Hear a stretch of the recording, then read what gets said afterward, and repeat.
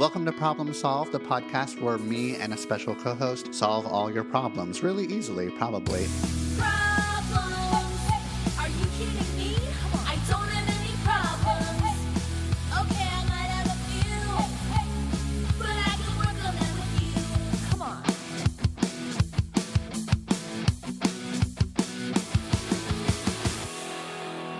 Hello and welcome to Problem Solved. I am Jeff Gunther, licensed professional counselor. I'm so happy that you're here with me. Today is a really fun episode. I think you're really going to enjoy it. I got my very good friend, Claire Perelman. You can go find her on Instagram. She's at Sex Clarified.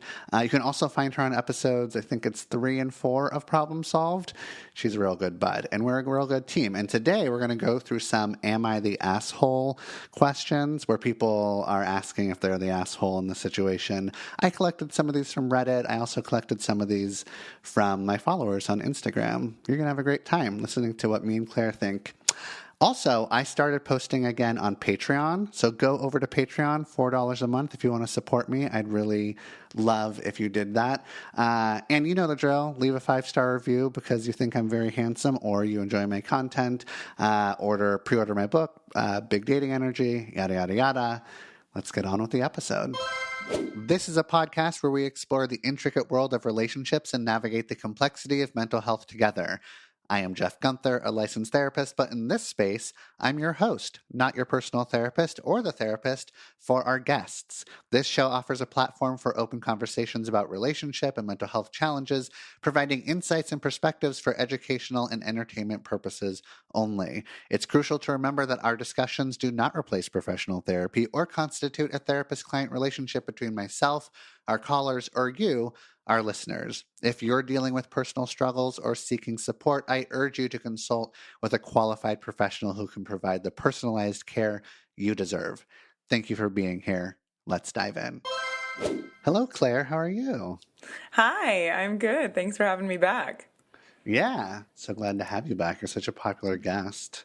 God, Everybody loves our episodes. So yeah, go back and listen to the Claire and Jeff episodes. I think there were episodes 3 and 4, maybe. I think so, yeah. Mm-hmm. Yeah. How's your day going? It's going well. It's just getting started. 10 a.m. Just getting started. Yeah, same here. I just woke up. And today we're going to be answering some Am I the Asshole questions, which I've always wanted to do, and I felt like you'd be a really good person to do this with. But before we get into it, can you just sort of like introduce yourself, talk about yourself a little bit, and tell people where they can find you? Yes. Hello again. I'm Claire. I am a licensed clinical social worker and sex therapist who is based in the Bay Area, specifically San Francisco and Oakland. I'm a queer, Jewish sex therapist, sex educator, and you can find me at Sex Clarified, spelled normally with a D at the end, on all social media platforms, and that's my website, sexclarified.com. You can click all the links in the show notes. Click all the links. All right, let's get into it. So the first one, I'll read it to you, Claire. Am I the asshole for being honest about honeymoon sex? My fiance and I am 26, he is 28, are taking an 8-day honeymoon in Brazil, which is where he is originally from.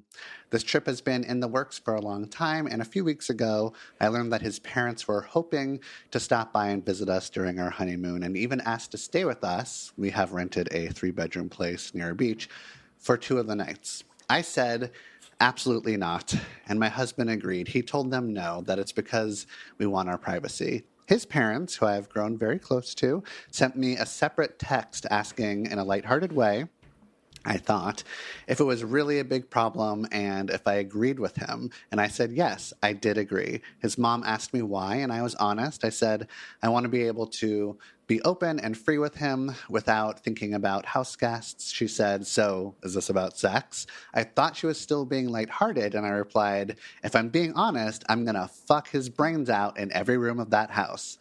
No response.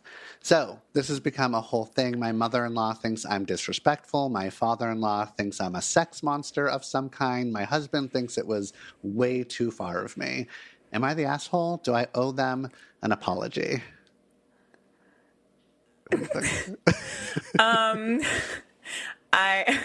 First of all, congratulations on getting married. Yeah, there's a lot going on here. Potentially, like I don't know where the writer is from. She, I guess. I don't know. It doesn't say. And I don't know if there's like some cultural differences here that they're navigating. But I mean, relationships with your parents-in-laws can be very challenging, and it sounds like they have a very good foundation. It really depends on how you talk about sex with them and how your fiance talks about sex with them. I don't know. I think to me, the text of like, so this is about sex is like very combative, and I think should have hopefully tipped them off to the fact that they were not going to respond well when you said that you were going to fuck his brains out in every room of the house. Although, like, go off, please do.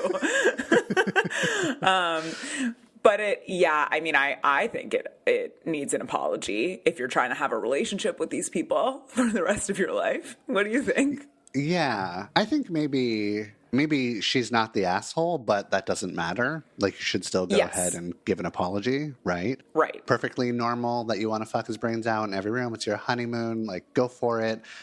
You totally misinterpreted the lighthearted tone. It's a weird question. It's a weird text in the first place. Is this about sex? I don't know what would like a good response be to that text message? Like a good, polite, I'm not quite sure. Even if you were saving yourself till marriage, like, yes, this would be the appropriate time. I honestly don't know. I think I would feel, I'm very open, obviously, about sex and all that kind of stuff, but I think given a kind of average set of circumstances, I would feel uncomfortable getting that question if it was not like a part of our normal interaction. And also, I'm not sure what this mother-in-law thinks. Like, of course it's all about sex. Right. That's what happens. Yeah. So it's kind of like, take the fucking message, mother-in-law. Like there's already been like a no. Why are you not respecting that, you know? Right. That's the part where I think like culturally, familially, like it might be an expectation that like, okay, you're in Brazil. That means obviously we're coming to stay.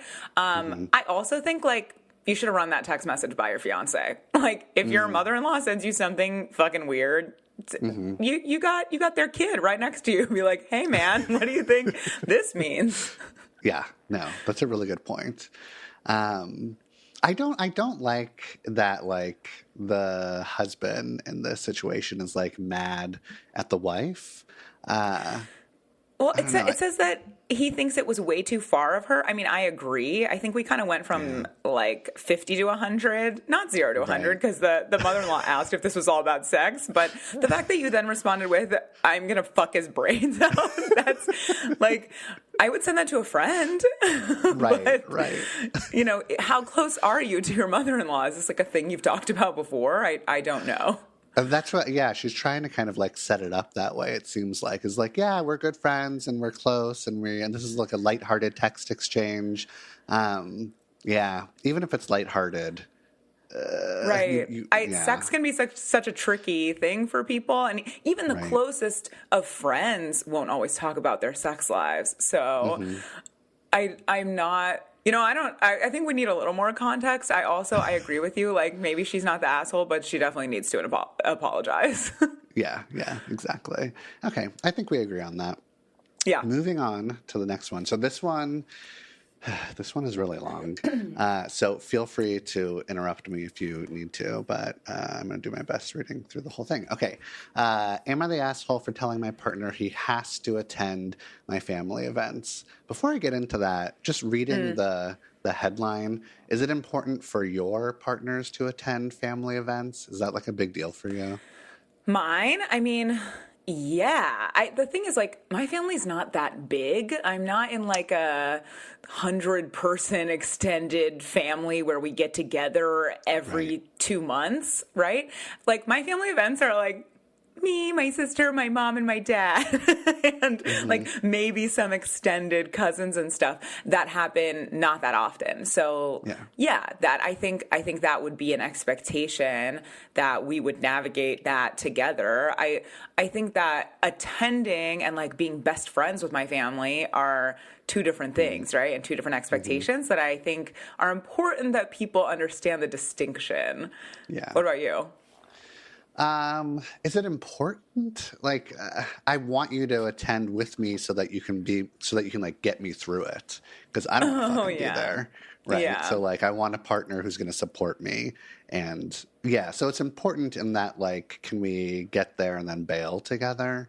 Can we get there? Can you like talk shit about my family? Can you get there and be like incredibly empathetic with like where I fucking came from? Right. Like there's like, I want you to experience all those things, but I will do my best to not have lots of family events to attend is usually the way I go. Yeah. I mean, I think it's like, you could talk about this in any kind of thing. Like, what is important to me is attending like Jewish community stuff, because like that is very central to my life, and that would be a deal breaker for me. Like, are you going to attend that kind of stuff with me, or are you not? And I think it's like any kind of community thing for people could be just as important, if not more, than family events. Yeah. Okay, well then let's get into the details here. She says, long before we met, she's a 32 female, partner, who is a 35 male, of 8 months had severe mental health issues and has worked hard through therapy, boundary setting, and gaining more life experience to boost his self-esteem. By the time we met to now, he's been in a healthy headspace. I understand that because of the work he had to put in to get to where he is now. He's very protective of his mental health. I respect his journey very much, and I do everything I can to contribute to his happiness. This is my first ever relationship, and I'm finding out that one of my crucial needs is for my partner to come with me to family events. I always assumed that if we were in a committed relationship, one of our duties to our partners is to at least be there for them at family and friends gatherings and possibly form a connection to the people in each other's lives. I don't expect him to grow close to the people I love, though that would be great, not gonna lie. It's been 4 months since the last time my partner attended a family event with me, and my family has had 4 gatherings during this span. We average about 1 gathering a month, sometimes longer. Meanwhile, I've gone to all his family dinners, and we've even spent a weekend with them at Big Bear. I do have a nice time with his family, and I do enjoy spending time with them, but that's just a plus for me. I do it because I know it makes him happy to see me get along with the people he loves. His objections to going with me to my family's gatherings are he does not enjoy himself, though I know there were at least a couple of times this wasn't the case because he told me himself that he had a good time. It affects his anxiety, which he does take medication for. He and my dad got off to a rocky start, totally my dad's fault, by the way, and I've told him that he can just stay away from my dad until my dad comes to him to apologize for snubbing him in the past. He also argues that because he works hard during the week, he earned the right to enjoy his weekends, and being with my family does not sound like a good time for him. I acknowledge that he's not wrong. Weekends should be enjoyed, but having been in relationships before, I think he should know that having a partner means giving up the freedom to have things his way 100%. I sympathize with the struggles he experiences when it comes to my family. That's why I've tried to compromise. First, I suggested limiting our time at gatherings to 2 hours. Then, I suggested he come with me to every other gathering because I think 4 months is too long of a time to let slip by. Then, I suggested if he feels uncomfortable and wants or needs to leave before I'm ready to leave, then he can just take the car and I can get a ride back home from someone. He rejected all my suggestions and has refused to meet me halfway. Almost done. I feel like he uses his mental health as a crutch to avoid uncomfortable situations and emotions. He says he's always thinking of ways to maintain his happiness because he's afraid of slipping back to that dark place he had to fight to get out of years ago. Again, I'm very sympathetic to his past struggles, and I try my best to support him, but I also don't want to neglect my own needs. It's the one big thing I've ever asked him, and it's the only thing we've argued over. I've told him that it hurts, that I've been building rapport with his family, and he doesn't seem interested in doing the same with mine. I told him that I understand that my family are not the warmest people at first, but it's not like they were rude to him, my dad being the sole exception. And it's never going to get better if he keeps avoiding them. I'm wondering, do I truly not understand his point of view? Should I just drop it? Am I the asshole? Before we answer this, am I an amazing reader or what? Like, that You're was an practically amazing flawless. narrator. Everyone wants to fall asleep to your voice. That's going to be your next career pivot. Yeah, exactly. I feel like I get both sides. Or are you leaning one way or the other? I feel like I'm kind of in the middle here. I'm leaning these people have been together for 8 months. This has been an issue for 4 months. I'm leaning, if this is a deal breaker, get the fuck out right now. I'm leaning that this is half of your relationship thus far. And that, I mean, I think that obviously we can look at both sides, and I think that that's important. But it sounds like both of them are unhappy about this, like for half of their relationship so far. And I think that's an important thing to pay attention to. Yeah, I think it's a good point. There's a lot of times there's like things in a relationship where you're going to end up on the other side of the spectrum or whatever, and you're going to either have to like compromise or accept that you can't compromise. And it seems like this might be a thing where it's hard for both of you to accept that you can't compromise. Right. And if you want to find a partner that loves to hang out with family or can tolerate it at the very least, then you might have to go find somebody else who's a better match. I get why he's so protective. If he was really, he was really in a dark place. He was having a lot of mental health issues. He's done a ton of work to get out of there. He's going to be incredibly protective of his mental health. He doesn't want to fucking get back there again. And she is, she says 3 times, I think, like, I'm sympathetic and compassionate. So many times. Yeah, like, we get it. And it's okay for you to want that he like attend your family gatherings.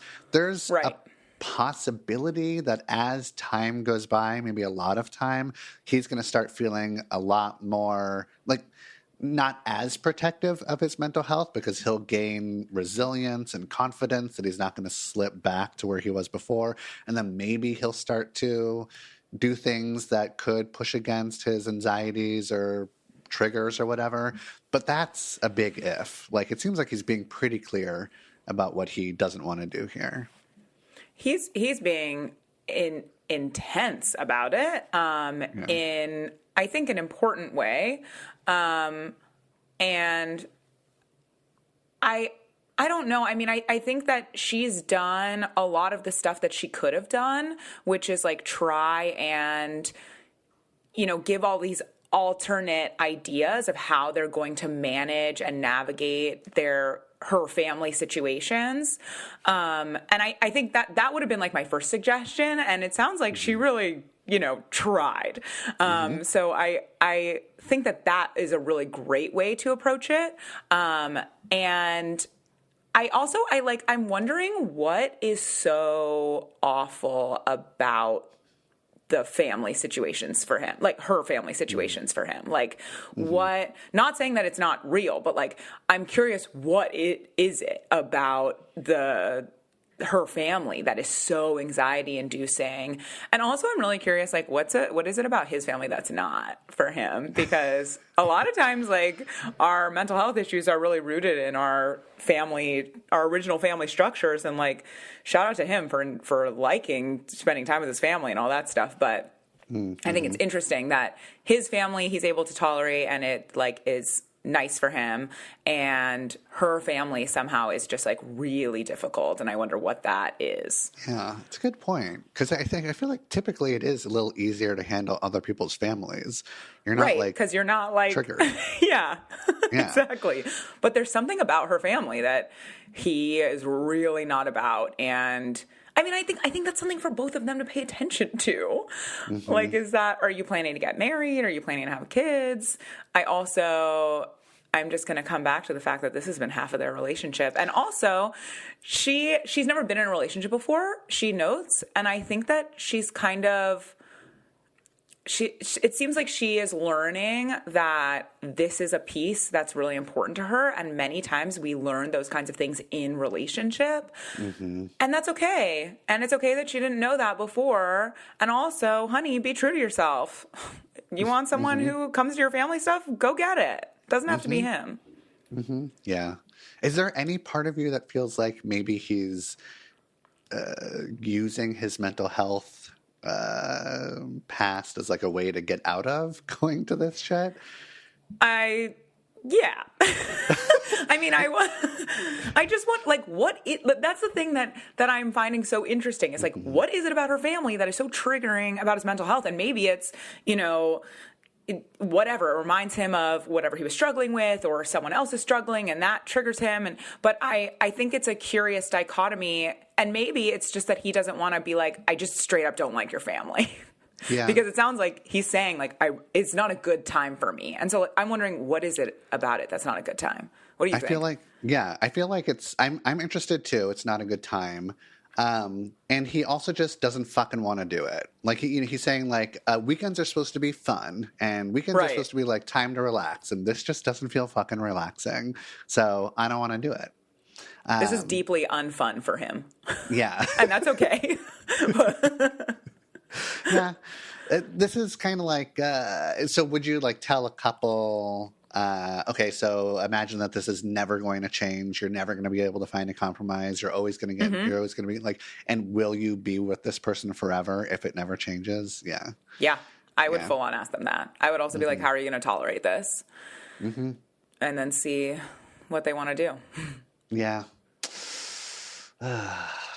It's tough. This is tough. why I think love does not conquer all, because Right. It's about, like, compatibility stuff, and you're not necessarily compatible just because you love each other, which is very disappointing. Mm-hmm. But I think we've all probably learned that lesson at some point. Yeah, for sure. One of the things that I look for in a partner is somebody who, like, doesn't talk to their parents. There's just sort of Really? You're looking for that? I'm like, if it comes up, I'm just like, okay, cool. Then we're like sort of on the same wavelength here. Like I'm not going to judge you. I'm going to see it as healthy boundaries, most likely. When I'm telling you that I don't talk to my fucking mom for the last couple of years, you're going to just like get it. And we don't have to, like, there's also kind of I don't want to deal with the, like, what are we doing for Thanksgiving and Christmas or Hanukkah? Like, I don't want to, like, figure out whose family we're going to. We're staying home. But aren't you we're gonna not be together. going to your family? So then the answer would just be, you want to just go to no one's family. I want to go nowhere with you. I want to go nowhere with you. That's going to go on a postcard. That being said, I have dated people that have, like, very sweet, loving, healthy, intact families where everyone talks to each other. And it's great. How do you feel about that? I do it, like, it is nice. I like it as long as they aren't trying to figure out how to, like, make my whole family get together and be happy. Oh my God. This morning, my dad calls me up and just talks shit about every person in my family. Every single one? Every single one. But we all do that. Every one of us does that. So I need a partner that, like, can laugh and cry along with me.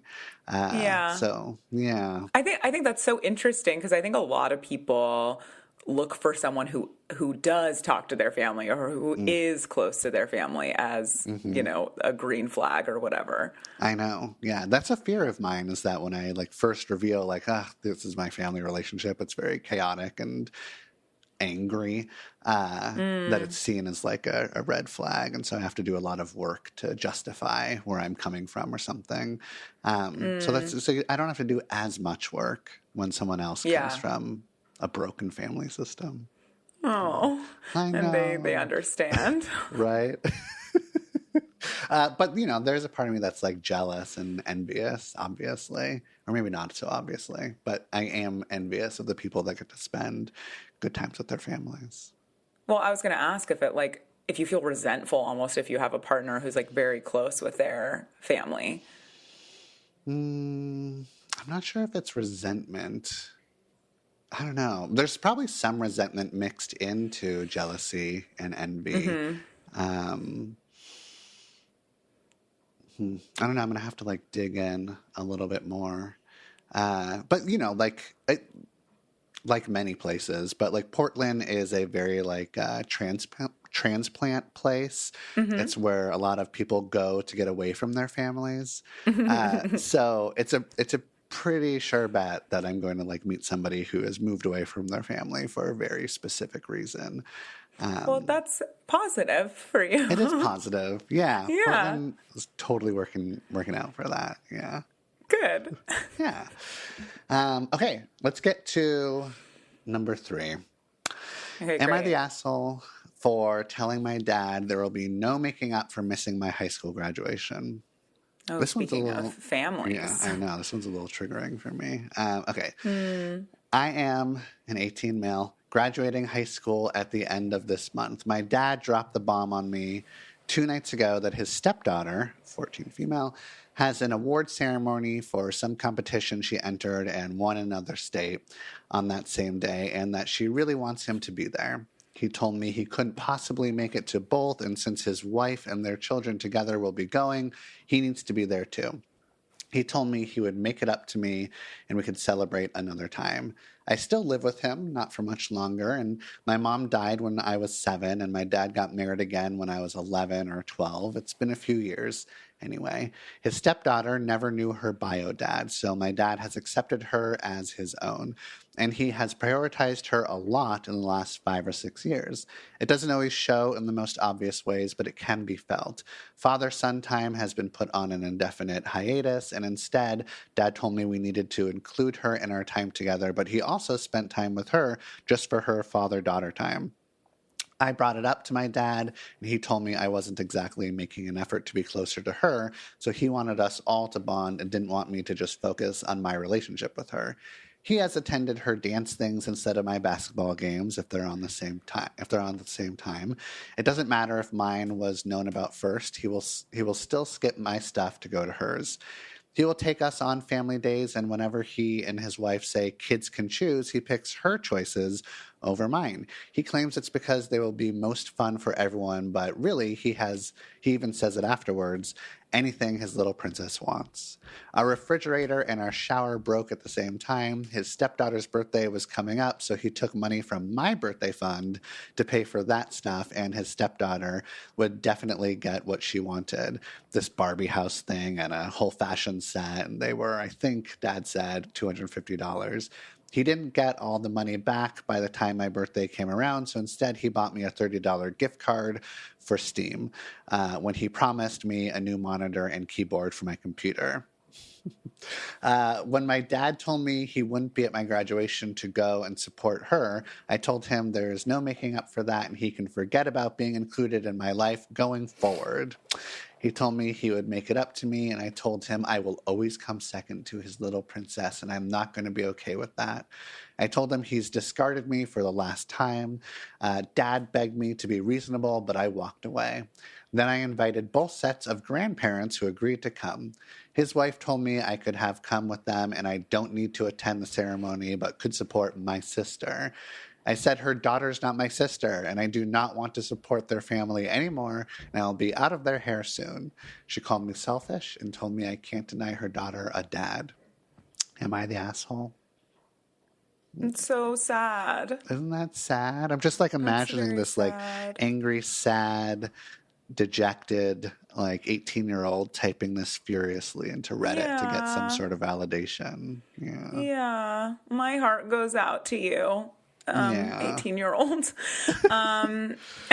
Yeah, no name. I think there's a lot of stuff going on here. And before we got to the end where the author said that like her daughter's not my sister, I was noticing all of the ways that he wasn't naming my stepsister. It was my father's stepdaughter, and it was not even my stepmom, but my father's stepdaughters, or my father's wife, or it was like Right. all these like very kind of distancing language, which even shows how far away this kid feels from this family dynamic that is happening 24/7 in his home. Yeah, exactly. There's, I love that he's like saying something. I totally get where his like anger and sadness is coming from. I'm mad at the dad. And I also can kind of like, I also have a dad like this. I'm not 18 anymore. I respond like an 18-year-old, but I remember we all do being sometimes. Yeah, exactly. I remember this. Like my parents got divorced at 6. My dad got remarried when I was 10. They had Oh, a kid. wow. Yeah, they had a kid quickly after that. So I have a little half brother. He's 11 years old, and my stepmom was like, it's like my dad was now like more like part of her family, like their family that they created with like their new baby. And there's like this weird thing that I think a lot of like step parents have to deal with, I would imagine, where my stepmom was like so incredibly protective of her new baby with her new husband, that she, maybe if I give her the benefit of the doubt, she was like unknowingly sort of like pushing me and my sister away so that like she could like feel like she has a quote unquote like normal family. She didn't like that she married into a family, married a guy that already had kids. And so she wanted her own thing, and put a lot of pressure on my dad to like make a decision. Like you have to pick a side here. And I mean, that right there is like it's a lose. Like if you're like told to pick a side, and that's how it's like seen, then there's going to be sides that are chosen, and everyone's going to feel like they're not getting enough of you or whatever. And it sounds like the dad was like, I'm going to like make sure that my new wife is happy. And there's also a very special connection, it sounds like, with the daughter. And maybe he's like stepped into this role because like the daughter didn't have this relationship with her dad, whatever. So like I see the psychological things at play here, but it's the 18-year-old son who's kind of maybe the scapegoat, I guess, where like now everyone's mad at him because he's asking for his needs to get met. I don't know. Do you see it that way? Yeah, I see it that way. I like this kid's mom died. Like what, where is the room for his grief that he only has one parent left, and now this one parent is not paying attention to him in the way that he so desperately needs and wants. And like, where is the compassion for him from stepmom or like dad's new wife around that? And also like there's a couple years in between. There's mom dies when he's 7, dad gets remarried when he's 11 or 12. How soon does dad start that new relationship? And like, what was it like for that kid when it was just him and dad? And what about that second wave of grief when he then kind of ostensibly loses dad as well?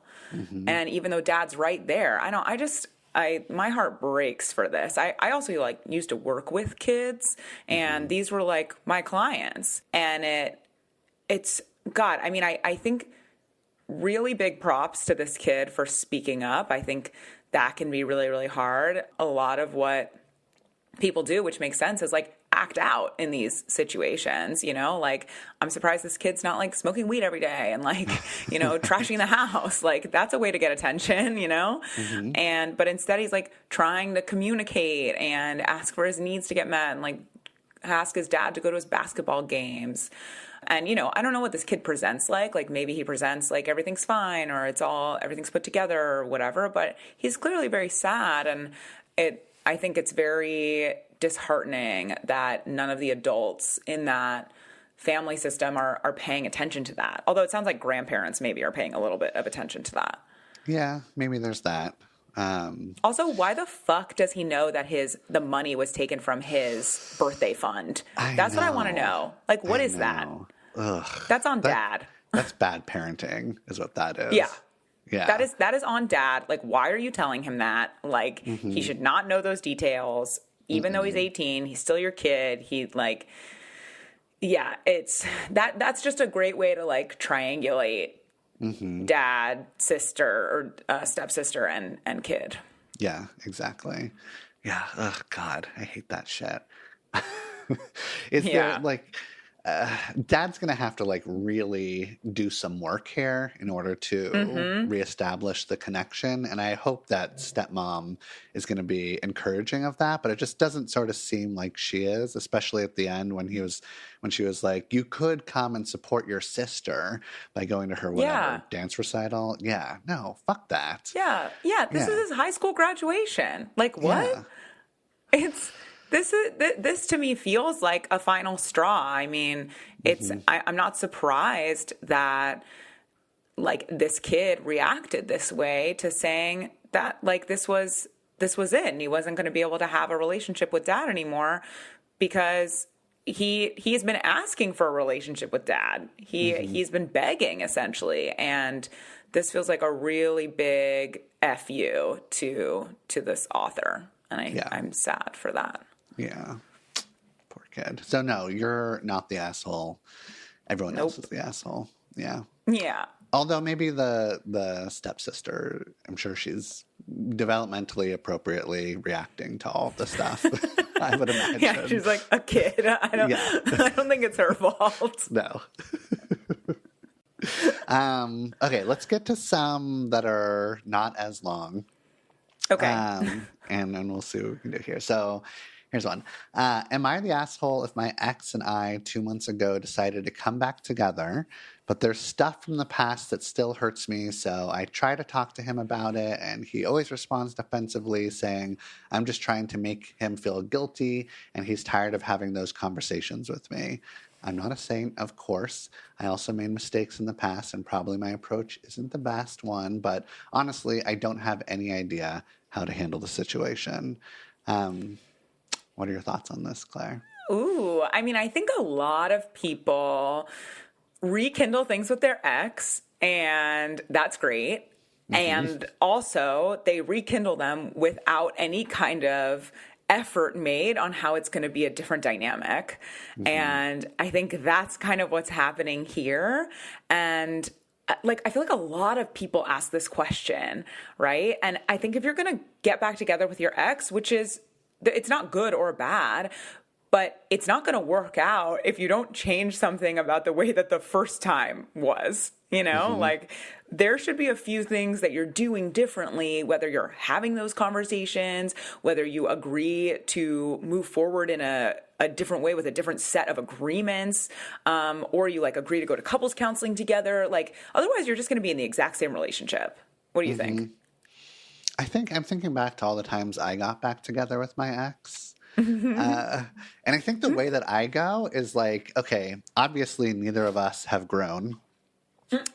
So I'm going to try to make this okay in my head by being like, I think this time I can actually accept all the fucking things that were going wrong or that weren't a good match or that I can't stand about them. That's usually like my mind frame, is that like nobody's growing here, but I'm going to focus on the positives, because before I like wasn't focusing on all the lovely things. And then when you're like broken up, a lot of times you start to like whatever romanticize or be really bright-sided about like how it used to be. And still, that's not a great approach that I take. It doesn't work out. I don't think I've never gotten back with an ex and then been able to be like, that was a good thing that worked out, or we stayed together for a long time or something. Have you ever gotten back with an ex and it's been like a good decision? Yeah, and it's worked out? I mean, I've gotten back with an ex. I don't know. I'm thinking about, let's see, I think we were only broken up for a couple months. And I was like convinced, that we were going to do it differently this time.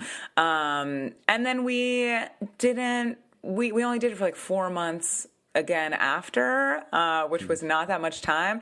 And I think we realized that we were just having the same issues. It was just the exact same dynamic. You know, it was all fun and games for the first couple weeks because it was so exciting again. We were so in love and we missed each other. And then we were just back in the exact same fights, and it feels that much worse because you're like, shit, I chose to do this time. And what are we doing? Yeah, I really think that if you get back together with an ex, you have to make like such a concerted different amount of effort or engagement than you did the time before. And I think that's really, really hard to do. I think it's going to take a lot more work to get back together and make it a successful relationship than it is to just grieve the fucking relationship. But it's not, but it doesn't feel like that is the right choice to make in that time. Because you're so excited about maybe getting back together, or you're like feeling bad about the grief, or there's like hopefulness. Yeah. It's like a fantasy. Like that is like the ultimate rom-com fantasy, right? Like it didn't work out, and how we've grown in the 2 months that we haven't been together, and I just miss them so much, and the sex isn't as good with anyone else, and then you get back together and the sex is still amazing, but the relationship is the same. Yeah. I think that like, I'm only able to think of 3 instances of friends or clients that I've had where they've gotten back together and it was a good choice. And I think that's sort of like a 97% like fail rate. So when you say like it's not a bad or good decision, it's true. But like, oh my God, the success rate is like in the fucking success toilet, rate is low. Yeah, success rate is low. Really low. Yeah. And you think you're going to be the exception. Oh, yeah. We all want to be the exception in everything. Right. The one thing that I'm thinking about is, Mark Groves on Instagram. Right. Mark Groves and Kylie, I don't know her last name, Being is Beautiful and Create the Love. They broke up and got back together, and they are a success story. I'm obsessed with their story because of this, mostly because they broke up during the pandemic, and for some reason I was following both of their accounts during the pandemic, and so before they were like dating coaches or whatever. Then they broke up, and they both pivoted to like being breakup coaches, which I absolutely loved. I was like, yes, monetize that shit. And like Mark Groves went hard in the paint. He was like, I'm a breakup coach now. And I was like, hell yeah. And they fully broke up for a whole year at least. And then they got back together, and you could see it all play out on social media in real time, and which was highly fascinating for me. And now they have a baby together, and they wrote a book called Remodeled Love, I think, all about this, how to like create your ultimate relationship or whatever. But I think they really did it right, because they both kind of had like a dark night of the soul while they were apart. And, I don't know all the exact details. I don't know them personally, but they kind of talk about how the amount of intentional work they did on themselves and the ways that they decided to approach their relationship differently this time. And that's why it works. And I think like they're one of the only success stories I can think of, but I think that they prove in that sense that you really have to do a lot of intentional effort to change that dynamic. Yeah. Ugh. Sounds grueling. Yeah, it looked grueling. You also have to pivot your entire career. And your niche changes, and then you can get back together. Right. Jesus Christ. I do think that, like, everybody at least once in their life should get back together with an ex. Oh, you think so? It's a developmental stage. Exactly. It's a developmental stage. And go into it, bright-eyed and bushy-tailed, thinking that you're going to be the exception, and then, like, watch it fucking crash and burn. And then get your heart broken. That's That's your advice. Yeah. We need to, like, have that. It's one of, like, the top 10 experiences, I think, that, like, we need to have in life. It really, like, defines you, I feel like. That should be our next podcast, the top 10 experiences you need to have in life. Yeah. That's one of them. By Jeff and Claire. Yeah, that's one of them. Getting back together with an ex.